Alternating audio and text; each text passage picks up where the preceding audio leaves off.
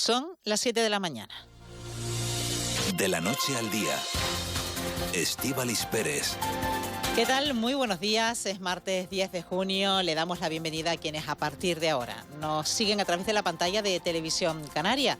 Preocupantes declaraciones de la jueza decana de Santa Cruz de Tenerife, Esmeralda Casado, en referencia a cómo están los juzgados a los que acuden las mujeres víctimas de violencia. Así podríamos entender con qué dignidad son atendidas.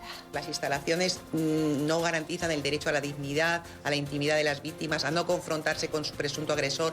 Creo que las víctimas en Santa Cruz de Tenerife y en la provincia de Santa Cruz de Tenerife no pueden ser de peor condición. También escuchamos a Mónica García de Izaguirre, presidenta de la Audiencia Provincial de Santa Cruz de Tenerife. Hablan de juzgados donde las mujeres víctimas de abuso o agresión sexual se sientan a declarar sin ningún tipo de intimidad, con mesas pegadas unas a las otras y al lado de otros supuestos agresores que van por otros casos. Desde otras instancias, por orden del Tribunal Supremo, el Estado trabaja en concordancia con Canarias en busca de un mecanismo que dé cumplimiento a la acogida de los menores migrantes solicitantes de asilo. Pero también le recuerda Canarias al Estado para cuando la declaración de contingencia migratoria extraordinaria anunciada por la ministra Sira Rego para agilizar la distribución por las comunidades autónomas. Alfonso Cabello es portavoz del Gobierno. Ella quería comenzar con las derivaciones antes de verano, que es lo que nosotros hemos defendido en todo momento. Para ella parece que es fundamental esta declaración de contingencia y activar esa ley de extranjería que active el mecanismo. Pero ahí nosotros no entendemos por qué no se ha realizado, porque se dan objetivamente los elementos para que así lo haga. Una distribución que se anuncia para las puertas del verano, un verano que se presenta tenso ante el anuncio de huelga en el sector turístico. Sigue sin haber acuerdo en una subida salarial. Escuchamos a Manuel Fitas, portavoz de la mesa sindical, a José Tomás Ramón de UGT y al gerente de la patronal, Asotel, Juan Pablo González.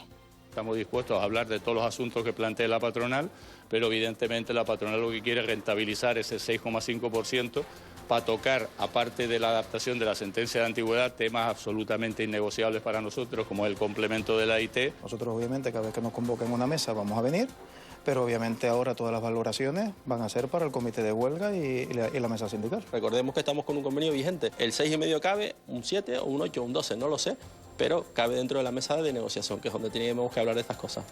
Pues así de calentito se puede presentar este verano durante los meses de julio y agosto, todos los viernes, si no se llega a un acuerdo entre los sindicatos y la patronal. Esto en la provincia de Santa Cruz de Tenerife, porque recuerden ustedes que ya tenemos un precedente que tuvo lugar durante la Semana Santa, esa huelga que se vio también, como digo, en la provincia de Santa Cruz de Tenerife. Son muchos asuntos los que abordar en esta mañana de martes 10 de junio aquí en la Radio Pública Canaria.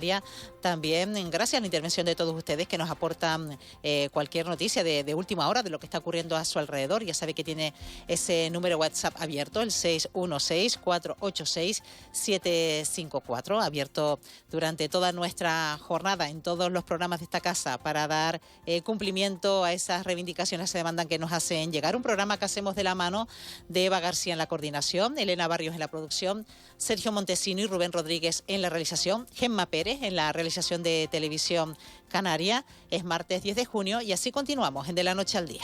De la Noche al Día, Estíbaliz Pérez. Pero hay más noticias. Caja 7 te ofrece los titulares del día. Eva García, buenos días. Muy buenos días, Estíbaliz. Los sindicatos barajan convocar una nueva huelga en el sector de la hostelería en la provincia de Santa Cruz de Tenerife todos los viernes de julio y agosto. Un nuevo paro tras el protagonizado en la pasada Semana Santa. De momento han convocado ya para el próximo lunes, día 16, la mesa sindical en la que tanto sindicalistas de base como UGT plantearán el inicio de movilizaciones y jornadas de huelga. Javier Velasco, de Comisiones Obreras, Juan Pablo González, gerente de Asotel. Bueno, entendemos que las posturas siguen alejadas porque hay una petición por la parte sindical de esa subida salarial a la que ellos no están dispuestos a llegar. Ese anuncio de movilizaciones es si no hay un acuerdo, ¿no? Entonces nosotros por la parte que nos toca somos por naturaleza optimistas y entendemos que en esa mesa podemos llegar a un acuerdo para que ellos desconvoquen esas movilizaciones, claro. El Gobierno de Canarias pondrá en marcha una comisión para impulsar la productividad de las islas, donde estarán representados patronales y sindicatos, quienes, entre otros asuntos, abordarán las causas del continuo crecimiento del asentismo, ahora del 8%. Lo ha anunciado el vicepresidente del Gobierno canario, Manuel Domínguez, quien explicó que la nueva comisión de trabajo dará pie a un futuro órgano encargado de velar por los factores que inciden en la productividad regional. Mientras hay un crecimiento en la mejora de la productividad en el ámbito nacional, en Canarias no nos hemos encontrado esa línea convergente al ámbito nacional, y en este sentido eso conlleva a que haya una menor competitividad de la empresa canaria.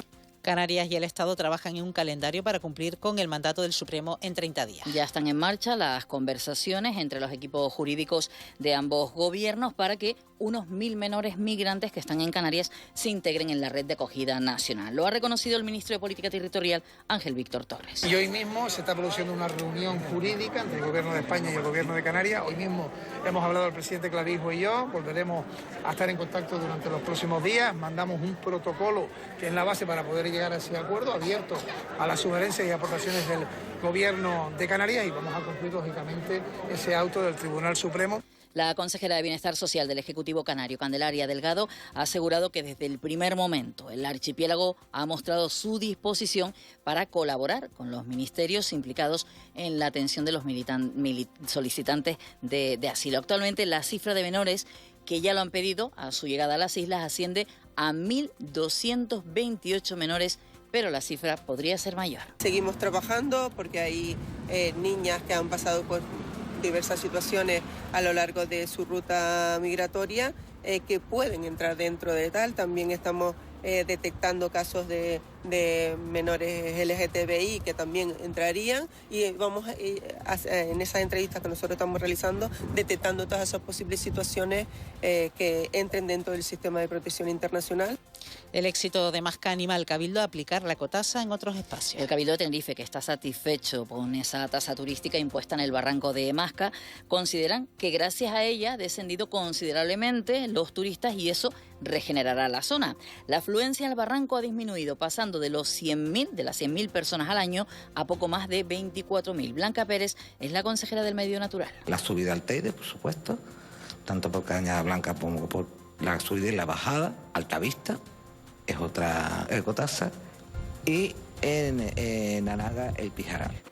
El cierre del acceso de la Gran Canaria 1 a la Pardilla es provisional. Y se podría anular en los próximos días o semanas si se comprueba que perjudica la movilidad de los vecinos o genera otros colapsos en las carreteras. Ayer escuchábamos a los vecinos de la Pardilla, se manifestaban el domingo en la tarde, y el presidente del Cabildo, Antonio Morales, ha declarado que se trata de una actuación no definitiva y hará un seguimiento continuo por parte de los técnicos. Y si vemos que no cumple con el objetivo de mejorar el tráfico, de agilizar el tráfico, y que por el contrario puede generar un problema de colapso en las vías interiores de Telde, de la Pardilla o de acceso a otros barrios, inmediatamente reconduciremos la situación. Educación invierte 7 millones para crear espacios de sombra en los colegios canarios. Serán 160 espacios de sombra en los centros escolares de las islas para combatir el calor. En el programa de esta Casa Canarias al cierre, Iván González, que es el director general de Infraestructuras y Equipamiento Educativo, ha dicho que están interviniendo sobre todo en las zonas que reciben una mayor cantidad de radiación solar. El equipo directivo de cada centro y los técnicos de la Dirección General de Infraestructuras se coordinan para que estos espacios de sombra atiendan las necesidades de cada centro. Hay algunos centros educativos que prefieren hacerlo en la entrada cuando reciben al alumnado, otros prefieren hacerlo en las zonas de recreo, otros prefieren hacerlo en zonas que llaman aulas de la naturaleza, es decir, que sus necesidades varían porque digamos que ya muchos centros cuentan con estos espacios de sombra, por lo tanto no se pueden llevar a cabo de la misma manera y por igual en todos los centros educativos, sino que hay que adaptarse a las necesidades que tiene cada uno. Tenemos diferentes tipos de espacios de sombra, entre ellos están las estructuras ligeras metálicas, están las velas textiles. Nuevos testigos sobre el asesinato de los ancianos de Guanarteme. Y sus declaraciones podrían suponer un avance en la investigación. Hablamos del asesinato del matrimonio de ancianos de Guanarteme. Esto ocurrió en 2012. 5 años después, en agosto de 2017, se encontraron sus cuerpos en una ladera del Barranco de las Vacas, cerca de la carretera de Santa Lucía a Güemes. El juicio continúa ahora en fase de instrucción y estas declaraciones podrían además dar pie a que se cite a nuevos testigos. Escuchamos a Loli Quesada, hija de Antonio Quesada y de María Artiles, en declaraciones a Televisión Canaria. Ha habido una declaración de testigos que estaban por que los citaran el juzgado y han venido y bueno, la verdad que ha sido bastante positivo para que el caso avance y contentas y estamos en ello. Acelera el sueño de comprar tu coche o moto con el impulso que necesitas. En Caja 7 queremos acompañarte en cada viaje ofreciéndote la financiación que necesitas para tu vehículo. Entra en cajasiete.com/préstamos y simula la financiación que podrás solicitar con solo un par de clics. Caja 7. Comprometidos con tus proyectos. Comprometidos con nuestra gente. Y vamos ya con los deportes, porque arrancan las semifinales por el título de la Liga ACB. Simón Abreu, ¿qué tal? Buenos días. Hola, buenos días, Estíbaliz. Con la Laguna Tenerife, que disputa esta noche el primer partido de una eliminatoria que se resolverá al mejor de 5 encuentros ante un Valencia Basket que llega en su mejor momento. A las 8:15, primer asalto en la Fuente de San Luis, un partido que contaremos en Todo Goles Radio desde las 8.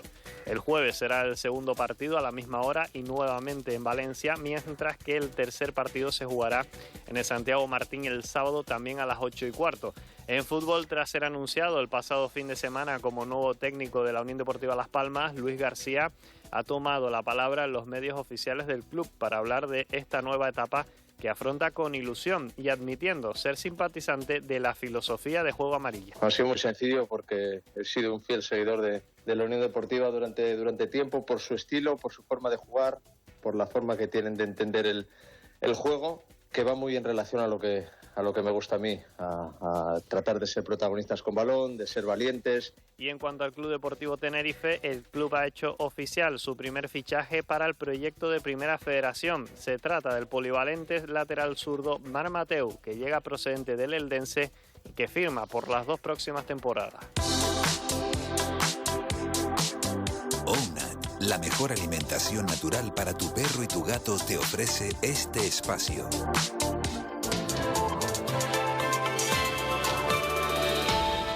Y vamos ya con el tiempo, una jornada de tiempo estable con distintos tipos de nube, algo de sol, temperaturas agradables. ¿Qué más podemos pedir para este lugar que lo llamamos como el de la eterna primavera? Edgar Cedrés, buenos días. Así es, Estíbaliz, buenos días. Cuéntanos. Bueno, pues sí, vamos a tener otra jornada de tiempo estable, ajenos a ese calor que siguen pasando en la península, que por cierto va a ir a menos, sobre todo hoy y mañana, pero volverá a repuntar de cara nuevamente al fin de semana. Aquí en el archipiélago, pues con nubes en cantidad variable, estamos teniendo pues unos amaneceres y atardeceres bastante espectaculares con esos intervalos de nubes altas, y bajo ellas también tenemos alguna que otra nube baja, aunque hoy es menos compacta que en jornadas anteriores. Las tenemos, por ejemplo, en el norte de Anaga, en la isla de Tenerife, en parte del norte de Gran Canaria, norte de Lanzarote y de forma dispersa en puntos de norte del Hierro, de La Gomera o nordeste de la isla de La Palma. En principio, esa nubosidad va a dar paso al sol para reaparecer al final de la tarde, es decir, vamos a disfrutar de ratos de sol tanto por el norte como por el sur, con temperaturas que en principio hoy no cambiarán. Vamos a tener máximas muy agradables en costas, entre los 23 y puntualmente algo más de 27 grados, y sopla el viento del norte-nordeste entre flojo y moderado, algo más intenso en puntos de interior y del sur de Lanzarote y de la isla de Fuerteventura, y una situación bastante tranquila que invitará a disfrutar de la playa en el mar. Así que bueno, marejadilla en las costas del sur. Por el norte las olas más grandes hoy no van a llegar al metro de altura. Pues tu invitación antes de que nos mandaran fotos ha surtido efecto, Edgar, porque aquí nos ponen, por un lado nos mandan una fotografía de este Telde con un amanecer que se veía con esos tintes naranjas, un sol que se asoma sobre el horizonte del mar, y también nos mandan una fotografía que tiene que ver con la tarde de ayer en el municipio de Ingenio, donde se ve un cielo azul con unas pinceladas de nubes blancas, muy bonito porque parece un lienzo pintado sobre un cuadro, Edgar, que quizás también son esos tipos de nubes que vamos a ver durante estas próximas horas, ¿no? Sí, las vamos a tener en la jornada de hoy. Tenemos lo que se conoce como pues el chorro subtropical, que es bueno, pues esa masa algo más húmeda en capas altas de la atmósfera, y nos envía pues ese manto de nubes altas. Y bueno, destacan que son pues entre cirrus y altocúmulos. Ayer se llegaban a ver pues un cielo aborregado, por ejemplo, en la isla de Gran Canaria. Normalmente cuando me encanta eso de cielo aborregado. Sí, se suele decir, aquí en Canarias se suele decir cielo empedrado, suelo mojado. Desgraciadamente pues no hay lluvia a la vista, pero bueno, vamos a tener tiempo estable. con esa nubosidad en cantidad variable, de tipo bajo a diferentes niveles, también esa de tipo alto que nos deja pues estos amaneceres y atardeceres bastante espectaculares, pero bueno, un tiempo estable que nos va a dejar disfrutar de la playa y de temperaturas agradables. Bueno, aquí el Luigi nos apunta que el océano el sábado pasado no estaba tan en calma como se esperaba para hacer esa travesía a nado, pero en cualquier caso también apuntando a lo que ocurre en la península, estamos viendo que media España está en alerta por fuertes tormentas, lluvia o calor, es decir, una mezcla de todo con temperaturas de hasta 39 grados, Edgar. Sí, además hemos hablado de aquí en las islas de una dana que no ha llegado, sino nos ha enviado algunos intervalos de nubes altas. Sí que llovió, sobre todo en la jornada del sábado, en puntos del este de la isla de La Palma. Hay acumulados de más de 20 litros por metro cuadrado en la villa de Maso. Y bueno, en el resto del archipiélago tuvimos en general tiempo estable, ajenos a esa inestabilidad, pero bueno, ese aire frío llega en estos días a la península ibérica y sí que por allí pues tiene mayor afección y genera pues que ese calor que se acumula durante el día pues genere luego convección, nubosidad que se desarrolla en zonas de interior y que nos deja pues esas chubascos tormentosos, sobre todo iba afectando al norte peninsular. Así que bueno, un tiempo de contrastes allá en la península, les hace falta la lluvia, sobre todo para refrescar de ese calor intenso que llevan teniendo en los últimos días y que además volverá a reaparecer de cara a finales de semana. Aquí en el archipiélago parece que de momento el calor no va a llegar, al menos esta semana. Ya si nos alargamos en la previsión no es descartable que llegue algo de calor de cara a la próxima semana, lo iremos viendo. Bueno, pues lo iremos viendo, ya por lo pronto nos siguen mandando fotos, en este caso de Tacorontes, desde la propia autopista TF5 vemos como también empieza a amanecer, pero también con esas nubes que quizás son mayoritarias con respecto al cielo despejado en la zona norte de la isla de Tenerife. Gracias, Edgar, buenos días. Un saludo y buen día. Bueno, 7 y 16 minutos de la mañana. Nuestras recetas Ounat os van a encantar. A peludos y felinos porque están buenísimas. Y a ti, porque cuidamos de todos sus ingredientes. Naturales, de proximidad y con carnes frescas. ¿Te cuesta creerlo? Lee nuestra composición y verás que en Ounat, cuando decimos que somos naturales, lo decimos de verdad. Ounat, alimentación de verdad para perros y gatos. Y nos fijamos en lo que ocurre en la sala del 112. Vamos a saludar a su portavoz, a Carlos Santana. Carlos, ¿qué tal? Muy buenos días. Muy buenos días, Estivali. Por lo pronto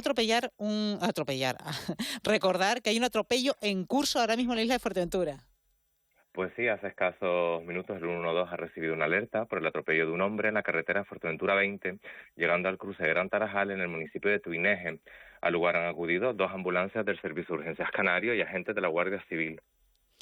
Bueno, pues eso es lo que nos ahora mismo ocupa en la sala del 112. Estaremos muy pendientes. Gracias, Carlos. Buenos días. Gracias a ustedes, buenos días. Y no levantamos la mirada de la carretera porque vamos a ver qué tal se circula en las carreteras canarias, en las principales autovías y autopistas, y a lo mejor con la mirada puesta hoy también ese segundo día de cambios en la Gran Canaria 1, Eva. Sí, además con ese punto también que acaba de comentar el compañero Carlos Santana en Tuineje, donde se está actuando ahora mismo en el lugar, en la vía. En la isla de Tenerife, en la TF5, en la curva del Sausal hasta Guamasa, tráfico muy intenso, concretamente en la curva y en los siguientes kilómetros, y luego se alivia un poquito entre la zona de Guamasa y el aeropuerto, donde continúa la intensidad de tráfico. Hablamos de la TF5, la autopista del norte de Tenerife. En el caso del sur, la TF1, Guasa Los Cristianos, también intensidad de tráfico, y nos vamos a Gran Canaria. Gran Canaria 3, mucho tráfico lento en esa vía, ya en el enlace en la Gran Canaria 1. Y en el caso hablamos del sentido sur, a la altura de Ginamar también se nota mucho tráfico a esta hora de la mañana. Y luego, sentido Las Palmas, La Garita, siempre hay ahí en ese enlace con la Gran Canaria 10 mucho tráfico y se nota circulación lenta. Bueno, pues así están las cosas esta mañana en las carreteras. Vamos a fijarnos en cómo viene la agenda en esta mañana de martes 10 de junio. Eugenio González, ¿qué tal? Muy buenos días. Hola, Estíbaliz, buenos días. Hoy con la mirada puesta en el norte de Tenerife porque hay relevo en la alcaldía del Ayuntamiento de La Guancha. Sí, ya de por sí es un pleno extraordinario, distinto, pero el de hoy puede ser animadito porque todavía a estas horas, 7 y 18, Estíbaliz, no se sabe si va a ser una nueva alcaldesa, un nuevo alcalde el que va a tener La Guancha, porque la situación es la que les vamos a contar. 6 concejales del PP, 6 concejales del PSOE, 6 del PP, 6 de coalición y 1 del PSOE.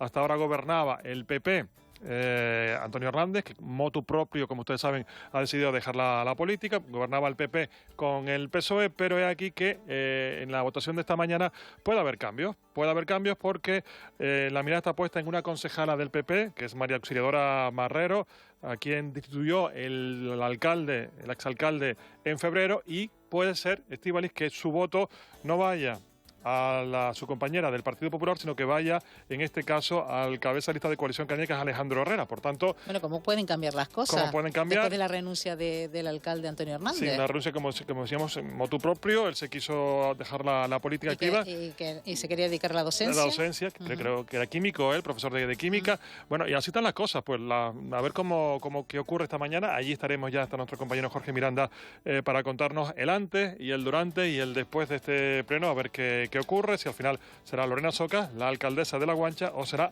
Alejandro Herrera. Son uno u otra. Son las posibilidades para ser alcalde o alcaldesa de La Guancha. Bueno, pues será interesante lo que decía este pleno durante esta mañana, del que estaremos muy pendientes aquí en De la Noche al Día. Y también estamos muy pendientes del Parlamento de Canarias. Hay pleno. Hoy el presidente de Canarias se somete a esa sesión de control y hablará de los resultados de la conferencia de presidentes, aunque resultados no sé si positivos o negativos, bueno, o muchos o pocos. Sí, esto va en orden del día. Es la primera comparecencia en el Parlamento después de la conferencia que tuvo lugar, como ustedes saben, este viernes en Barcelona, donde poco o nada se ha llegado a ningún tipo de acuerdo. Lo cierto es que el presidente del Gobierno, Fernando Clavijo, responde en la sesión de control al Gobierno a varias preguntas, los resultados de la conferencia del presidente celebrada el viernes en la ciudad condal. También hoy, en el orden del día, se va a hablar de la equiparación económica y social de los residentes de las islas no capitalinas con el resto del archipiélago, la recaudación del impuesto del IRPF y sobre también las necesidades estructurales de vivienda en Canarias, que sigue siendo un problema que ocupa y que fundamentalmente también preocupa. Bueno, y sobre todo pendientes de lo que hoy es noticia en muchas portadas de los periódicos, que tiene que ver con el fiscal general del Estado, con Álvaro García Ortiz, porque la Asociación Mayoritaria de Fiscales pide de nuevo su dimisión. Sí, de nuevo, porque ya lo ha pedido, pero ahora con este último giro que ha dado, pues sentarse en el banquillo, la imagen del fiscal general del Estado, pues no lo ven con buenos ojos la mayoría, en este caso, de la Asociación de Fiscales. Lo cierto es que, como saben, la última hora pasa por el procesamiento del fiscal general del Estado, Álvaro García Ortiz, por el juez del Supremo, que lo ha investigado por revelación de secretos, y su decisión de no dimitir pues ha sacudido a la Fiscalía y añade un elemento más a la ya intensa confrontación política con la oposición, que reclama su cese al gobierno. Por tanto, veremos a ver qué ocurre y a ver qué capítulo nuevo conoceremos hoy sobre esta cuestión, que ya lleva un tiempo. Bueno, y casi celebrando un centenario, sí. En este caso 90 años, Alcohólicos Anónimos. Sí. Se celebra hoy 90 años de su aniversario. Comenzó en Estados Unidos hace 90 años bajo el lema Una historia de esperanza compartida. Alcohólicos Anónimos celebra su acto especial en el que va a reunir expertos en adicción al alcohol, salud emocional, testimonios de historia de superación y familiares que ahondarán en un proceso de recuperación. Por tanto, 90 años que cumple esta asociación, que también ha hecho Estíbaliz, que es Alcohólicos Anónimos. Bueno, pues también un evento a destacar, una efeméride importante, la de Alcohólicos Anónimos y su gran labor social. Vamos con la noticia curiosa del día, Eugenia. A ver, que te veo un poco como sonriendo. A ver, sí, sonriendo porque no deja bien parado en este caso a una ciudad canaria. Vaya. Bueno, vamos a hablar desde la ciudad más mal educada de España. Entonces está aquí en Canarias, está en Canarias, por lo que entiendo. Sí, bueno, la fuente es un estudio hecho por ingleses en Inglaterra, y dicen que fundamentalmente es mal educada porque hay demasiado ruido, ¿vale? Y la ciudad, según este estudio, más mal educada de toda España es Santa Cruz de Tenerife. Entonces más bien por el ruido. Sí, te cuento, se habla en voz demasiado alta por la calle, se ponen vídeos con el volumen al máximo en lugares públicos, y hay, Estíbaliz, una escasa consideración al conducir cerca de zonas peatonales. Estas son las condiciones por las que este estudio de los ingleses dice que Santa Cruz de Tenerife es la ciudad más no me sale la palabra, mal educada de España. Luego, en el ranking, porque hay un ranking, top 5 de los más mal educados, está Santa Cruz con un 6,06. Luego sigue Granada, casi con un 6. Elche, San Sebastián y Bilbao. Bueno, todos en menos por debajo. Pues medio pensaba punto. que era más bien destinado a que éramos mal hablados o algo así por ser mal educados, pero más bien por el ruido. Sí, el civismo un poco, bueno, Sí. civismo en cuanto a que hay mucho Hablamos ruido. alto, el Sí. ruido del tráfico. Y sobre todo también esto, que esto es también importante, la escasa consideración al conducir cerca de zonas peatonales. Esto también consideran que más que mal educados también es peligrosísimo esto, si realmente es así, ¿no? Bueno, pues ahí está en ese ranking de este estudio que han hecho los británicos y que coloca a Santa Cruz en el primer lugar, luego lo sigue Granada, Elche, San Sebastián y Bilbao.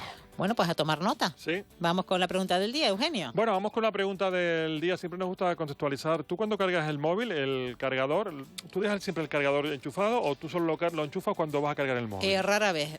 Intento desenchufarlo de la pared porque, teniendo en cuenta que se escuchan noticias de que pueden crear algún tipo de accidente, dejarlo Sí. enchufado, yo mejor lo desenchufo. Yo también los enchufo, pero no solo por eso, que es importante lo que tú acabas de decir, sino también porque gasta, ¿eh? Si tú sacas cuenta y tú dejas el cargador enchufado permanentemente en la pared, aunque no tengas el móvil, que sepas que la factura te ahorraría, si no lo haces, me refiero, si no lo dejas enchufado, te ahorraría un 5% en la factura de la luz al final de mes, que también, Bueno, pues eso hay que tenerlo en cuenta. Muy en Al cuenta. bolsillo. También el peligro que tú dices, que se puede calentar demasiado y puede generar pues algún que otro problema, pero hoy nos fijamos en este ahorro que supondría no dejar siempre enchufado el cargador con este 5%. Ahí lo dejo para que ustedes también reflexionen sobre esta cuestión y la pregunta de hoy va precisamente por esto. Si usted suele dejarlo, no, enchufado, y nos lo cuenta. Si ha reparado también en el ahorro que puede generar si no lo enchufa, porque no pensaría que no gasta. Pues sí gasta un poquito. Bueno, 616-486754 es el número de WhatsApp que nos pueden escribir y aquí lo comentaremos. Bueno, tenemos quizás un oyente aludido por la prensa británica, por lo que decías de maleducado, porque dice, esos mismos ingleses son los que en el sur se emborrachan, generan peleas, ensucian las calles y conducen patinetas por espacios peatonales. Pues ahí queda Ahí dicho, queda el comentario. Ahí queda el comentario. Gracias, Eugenio. A ti. Te escucha a la 1. Yo soy contigo hasta las 10. Hasta ahora, 7:25. De la noche al día, Estíbaliz Pérez. El pasado 10 de abril se convalidaba en el Congreso de los Diputados el Real Decreto por el que las comunidades autónomas se veían obligadas a dar acogida a los menores migrantes procedentes de Canarias y de Ceuta. Y fue el 25 de marzo cuando el Tribunal Supremo obligaba al Gobierno del Estado a asumir su responsabilidad sobre los niños y las niñas solicitantes de asilo. A 10 de junio, ni lo uno ni lo otro. Vamos a saludar a Alfonso Cabello, que es portavoz del Gobierno y viceconsejero de la Presidencia. Señor Cabello, ¿qué tal? Muy buenos días. Muy buenos días y un saludo a todos los oyentes. Bueno, se siguen hablando de plazos, pero movimiento ninguno, y el verano está ahí a la vuelta de la esquina. Pues sí, tú lo has dejado muy claro, se han ido cumpliendo todos los plazos, lo que parecía imposible se fue consiguiendo desde Canarias, que se modificara la ley, que se obligara a que el conjunto de las comunidades autónomas y el Estado español tuvieran que responder por obligación legal a Canarias, y así todo, varios meses después de haberse producido esa modificación del artículo 35 de la Ley de Extranjería, seguimos con los centros de menores colapsados en Canarias, seguimos respondiendo en solitario a esta situación de emergencia migratoria y, por desgracia, seguimos soportando la presión de ser frontera sur de Europa y de España desde la perspectiva migratoria, pues muy en carne viva, me atrevería a decir. Bueno, por ir por partes, en lo referente a la acogida de menores por parte de las comunidades autónomas, la ministra de Infancia anunció la declaración de la situación de contingencia migratoria extraordinaria para Canarias para acelerar ese proceso. Esto, ¿qué noticias se tiene de esto, señor Cabello? Y sobre todo, si esto debe partir del Consejo de Ministros. Pues mira, Estíbaliz, eso lo anunciaba la ministra hace 10 días, después estuvo por aquí con motivo del Día de Canarias, yo tuve la oportunidad personalmente incluso de hablar con ella también y también me lo comentó, pero seguimos a la espera y la verdad es que no se ha producido ninguna modificación a este respecto. El Consejo de Gobierno, me atrevería a decir que hace ya casi mes y medio, solicitó desde Canarias la declaración de ser esa zona de contingencia migratoria grave, porque superamos 3 veces la capacidad de acogida que tiene Canarias. Como sabes, tenemos casi 5.800 menores no acompañados ahora en la Comunidad Autónoma Canaria, y la verdad es que, o por uno o por otro, el Estado sigue sin cumplir con Canarias, ¿no? Y aquí hay una realidad: quien tiene la obligación de hacer cumplir la ley es el Gobierno del Estado, y en este caso no lo está haciendo y sigue, si me lo permites también, yo no sé si mareando la perdiz o con falta de voluntad y de decisión para poder hacerlo. Bueno, precisamente ya que hablas del Estado, señor Cabello, estamos pendientes de que el Estado se haga cargo de esos menores solicitantes de asilo. El Tribunal Supremo ha dado unos plazos, unos 15 días, otros de 30 días, el plazo de 15 días para garantizar el acceso de estos menores a la red de acogida estatal para solicitantes de asilo y un máximo de 30 días para que se adopte acciones para agilizar sus tramitaciones de protección. ¿Se llegará a tiempo de cumplir estos plazos? Bueno, yo creo que el Tribunal Supremo ha sido muy claro, ¿no? Y la semana pasada, pues, le daba un duro varapalo al Gobierno del Estado, le ponía de una manera muy clara cuáles son sus obligaciones y qué plazos tienen para cumplirlos. Y ahora, por eso te decía, aquí están como esos dos temas, están los menores migrantes, vamos a decir, que tienen que ser derivados al resto de comunidades autónomas, y que es esta ley de extranjería, y esta segunda parte que es dar respuesta a los solicitantes de asilo político, y el Tribunal Supremo es quien llama la atención al Gobierno del Estado. Hay que decirlo, Canarias nunca estuvo de acuerdo con que estos menores tuvieran que ser atendidos en Solidarios por Canarias. Nos fuimos a los tribunales y el Tribunal Supremo le ha enmendado la plana al Gobierno del Estado. Y la realidad es que seguimos. Lo más que hemos conseguido es que en el día de ayer hubo una conversación entre el presidente del Gobierno de Canarias y el ministro Ángel Víctor Torres, y se fijara un calendario más o menos conjunto de reuniones de trabajo para llegar a ese objetivo que fijaba el Tribunal Supremo de en 15 días tener claramente protocolizado cómo se tiene que realizar esos traslados para que en 30 días puedan comenzar. Y una parte importante también del Supremo, y que se identifique por parte del Estado quiénes son los responsables para el cumplimiento de estas medidas. Y oiga, que esto lo pida el Tribunal Supremo al Gobierno del Estado, yo creo que es importante. Bueno, quiero que escuche un corte precisamente de Ángel Víctor Torres, del ministro de Política Territorial, en referencia a este caso. No entra el Tribunal Supremo sobre quién es el responsable de la tutela. Lo que dice es que hay que hacerlo en cooperación y colaboración con el Gobierno de Canarias. Hemos hablado el presidente Clavijo y yo, volveremos a estar en contacto durante los próximos días. Mandamos un protocolo que es la base para poder llegar a ese acuerdo, abierto a las sugerencias y aportaciones del Gobierno de Canarias. Bueno, esa colaboración y cooperación ha comenzado. Usted lo ha dicho, ha habido conversaciones entre el propio presidente de Canarias y el propio ministro, pero esto de que el Tribunal Supremo no entra sobre quién es responsable de la tutela, el responsable de la tutela en estos casos es el Gobierno del Estado. Bueno, nosotros entendemos que sí, y así lo hemos defendido desde el principio, pero aquí hay una realidad. Lo que hay que empezar es a trabajar poniendo a los menores en el centro, y es lo que el Gobierno del Estado ha tratado de evitar en todo momento, ¿no? Como bien dice ayer el ministro Ángel Víctor Torres, yo también tuve la oportunidad de hablar con él, coincidimos en un medio de comunicación y estuvimos hablando también, y se van dando los trabajos. Pero no podemos, de verdad, Estíbaliz, porque aquí la situación, cuando estás en una situación de saturación como la que tenemos a día de hoy, cuando tienes una evolución en el número de llegadas que siguen llegando menores, que venimos ahora a un verano en el que van a haber calmas en el mar, en el que se va a incrementar, porque históricamente lo ha hecho el número de llegadas, nosotros necesitamos descomprimir en Canarias esta situación. La tutela, toda esa parte que nosotros creemos que Canarias tiene la razón, lo hemos presentado ante el Tribunal Supremo y se irá pronunciando. Pero ahora mismo lo que sí obliga al Supremo es al Gobierno del Estado a dar respuesta a esta situación. Me hace un poco de gracia hablar de este tema, de ese protocolo que enviaba, que dice ahí, para trabajar de manera conjunta. Es cierto, se envió un protocolo. ¿Qué dice ese protocolo, señor Cabello? Que además dice, invita al ministro, que es mejorable. Estíbaliz, lo que pasa es que lo que no es menos cierto es que ese protocolo se envió el día 28 de mayo, cuando tenían que ir el día 29 una citación al Tribunal Supremo para dar explicaciones de qué se había hecho. Ahí se hizo como el mal estudiante que intenta llegar a última hora, repasando por la mañana para llegar a un examen sin las garantías, ¿no? El protocolo, al final, lo que venía a decir, el que manda el Estado, que todavía nosotros estamos analizando y estamos respondiendo continuamente a ese protocolo, viene a establecer unos plazos muy claros para las diferentes fases que tiene el proceso, todo desde la acogida, vamos a decir, hasta la tutela, guardacustodia, a todos los trámites que se van realizando, la afiliación por parte de Policía Nacional, etcétera, y el que plantea el Estado lo que viene a identificar son unos plazos muy exigentes para la Comunidad Autónoma Canaria, pero sin embargo cuando se trata de establecer plazos para sí mismo, los deja de una manera muy laxa y poco concreta, e incluso también remitiendo a desarrollos legales protocolarios que nosotros entendemos que no son necesarios.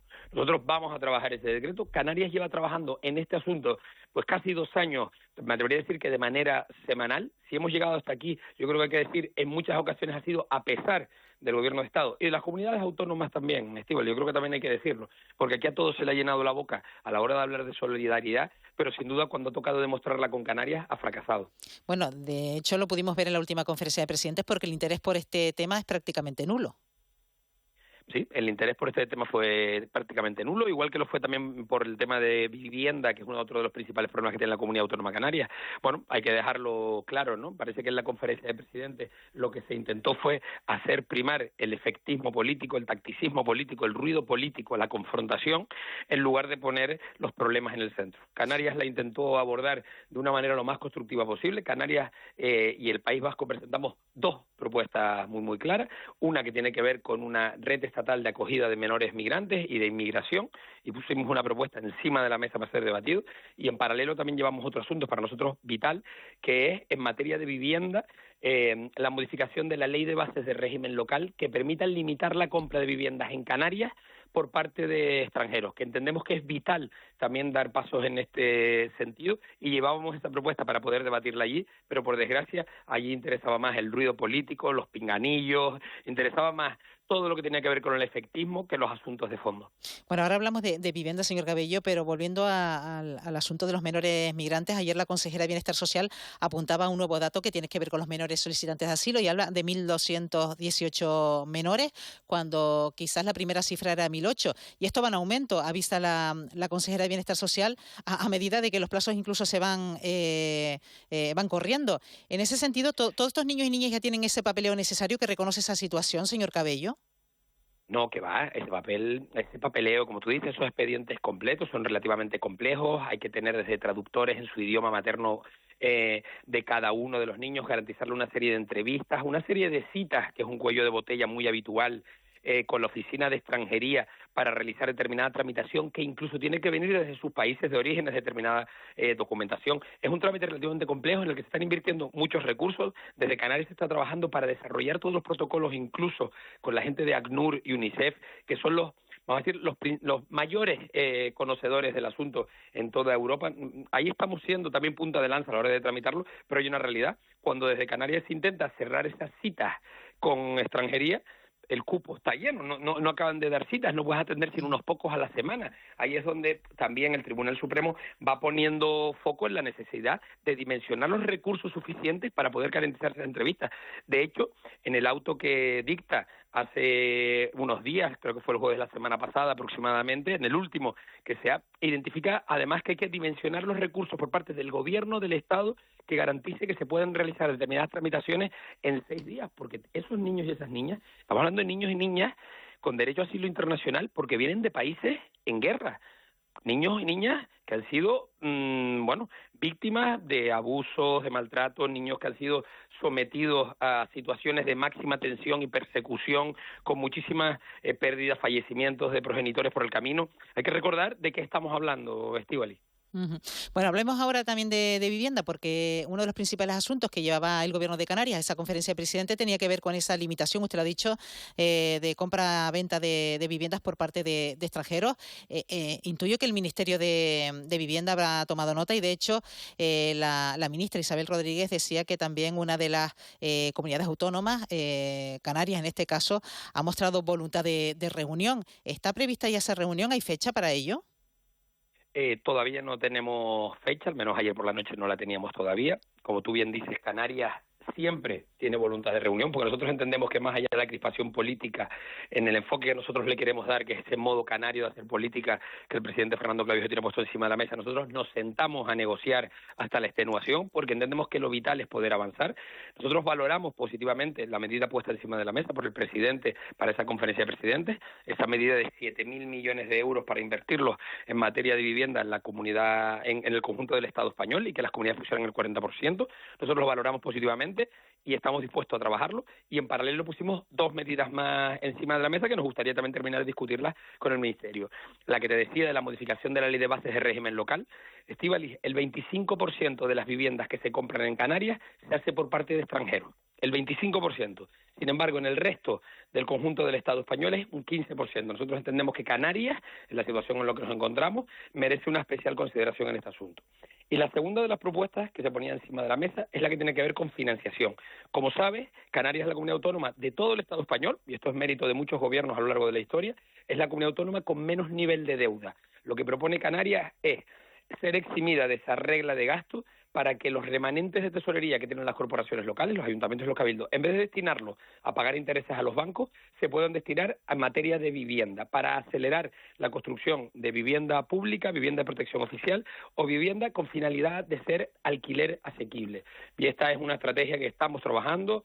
Se está desarrollando todas las propuestas a nivel técnico para poder sentarnos con el Ministerio en cuanto seamos convocados, ¿no? Y en paralelo también, perdona por extenderme un poco, lo estamos comenzando a hablar también y tendremos una reunión en los próximos días con la FECAM, ¿no? Con los ayuntamientos para que sean, no sé si decir cómplices, partícipes y acompañen en la construcción de esta solución, porque entendemos que es responsabilidad ir con una propuesta lo más sólida posible. Y ya por último, señor Cabello, otra huelga en el sector turístico. Avisan los sindicatos que serían los viernes de julio y agosto si no se llega a un acuerdo antes. ¿El gobierno tiene pensado mediar en este conflicto? Bueno, yo creo que al final aquí lo que se está intentando es que haya un encuentro, que haya una mediación. Yo hay que ir un momentito al origen. ¿Tú te acuerdas que este asunto se abre porque el presidente del Gobierno de Canarias en un momento pide al conjunto de los empresarios que es necesario repensar las retribuciones en el sector turístico, que tenemos que conseguir una mayor transferencia de riquezas del sector turístico, y a partir de ahí se abren esas negociaciones en ambas provincias. En la provincia, como sabes, de Las Palmas se consiguió aquel acuerdo. Hubo un acuerdo que ha supuesto una mejora de hasta un 9% en las retribuciones a los empleados del sector turístico, y en esta comunidad autónoma, como tú dices, las espadas están en alto, hay esa presión. Sé que, y nos consta, que se sigue la conversación y lo que esperamos por responsabilidad y porque es bueno para el conjunto de los empleados del sector haya un acuerdo antes de ese mes de julio que comience. Y ahí el gobierno, está atento.